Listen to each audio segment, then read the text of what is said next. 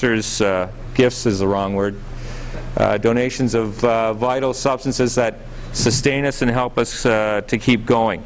So this is very important, and the public's cooperation is vitally important to the success of this undertaking. We appreciate it very much. I fully understand, or I think I do, that this has got to be a very anxious time for you all. Please know that your properties are being protected. And as I said, I'll say this the third time, nobody gets onto your property unless they're wearing a uniform. And we're making sure that nobody is involved in any malfeasance in relation to your properties. Thank you, Mr. Mayor. Thank you. Shannon Delgadis from the Timmins Police, and do you want the mic? No, I think I can do okay. Can everybody hear me? I'd like to start off by saying I spoke to my aunt in Winnipeg today, and she said it's been raining there for 2 weeks. I asked her to kindly send it our way as a gift, and she didn't even have to put a bow on it, and she said she would. We are continuing our coverage at Hydro Bay, and Dalton Road is still blocked. And as with the OPP, we are doing patrols in the area there to ensure that no one is in there and that your properties are safe. We're thankful for the change in the weather. All the agencies involved in this ordeal, we're thankful for the tireless efforts and recognizing that this is what you've signed up to do and that we are prepared to do whatever it takes in our continued efforts. We are all empathetic to this impact that this ordeal is having on the entire community. However, any of us who do not have properties that are directly affected cannot possibly know what it is that you are feeling. And as this ordeal continues, we would like those residents to know that we will continue our support. And this is where I feel that the rest of the community can play a part.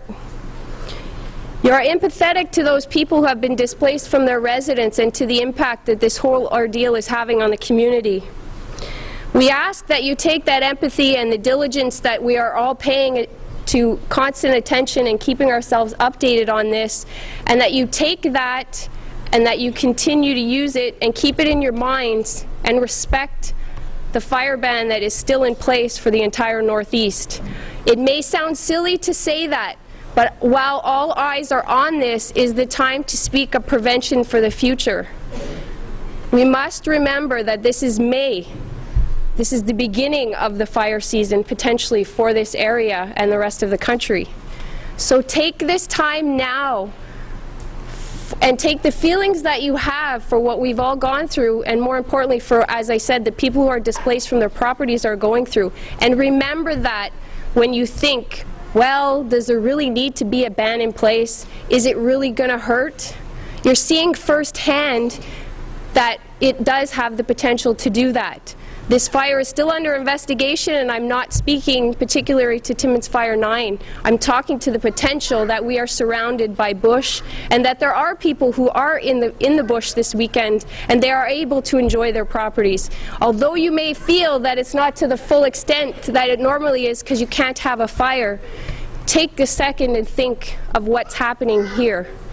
It's not make or break whether or not you can have your campfire. Enjoy the season, be respectful of the rules and the bans that are put in place, please. We ask of you in the future to do that.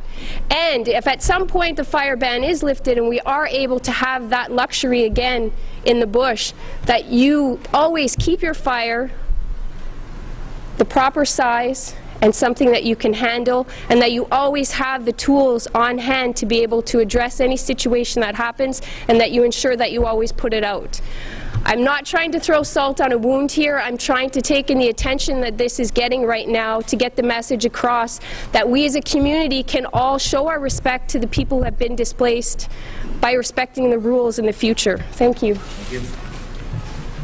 Very good point, Shannon. Very good point. And with that, I will take questions from the media.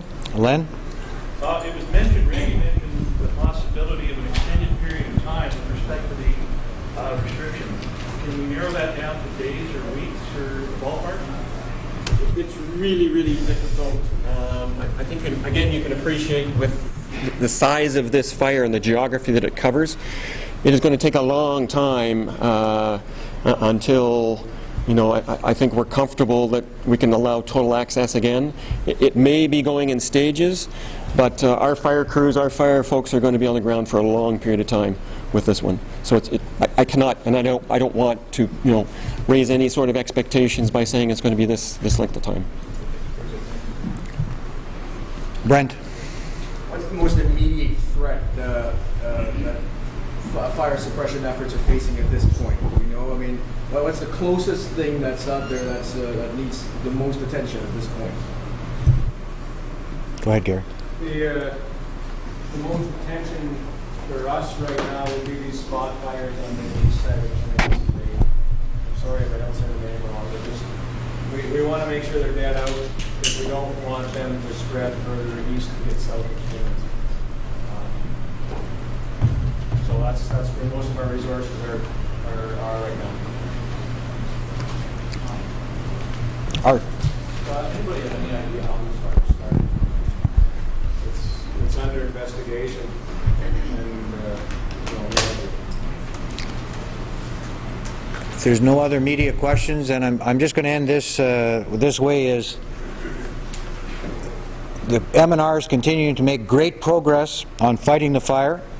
The temperatures, the rain is what we really need.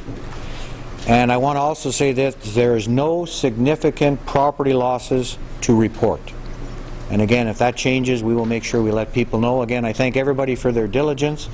And again, there is people here that if you have individual questions, you can ask on the side. So again, thanks very much for coming. Thank you.